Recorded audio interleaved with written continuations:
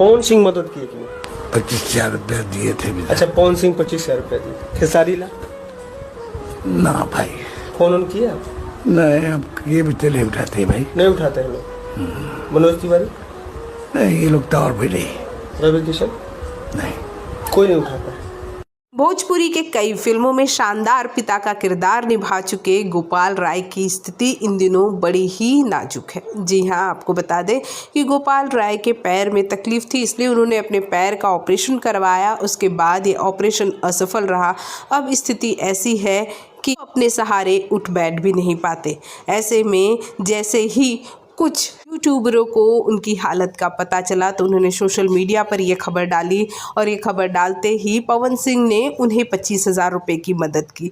लेकिन गोपाल राय की तरफ से जब दिनेश लाल यादव निरहुआ, खेसारी लाल यादव, मनोज तिवारी, रवि किशन जैसे कई बड़े कलाकारों को फ़ोन किया गया तो उन्होंने फ़ोन उठाया नहीं। उठाया तो मदद का दिलासा तो दिया लेकिन मदद पहुँचाई नहीं।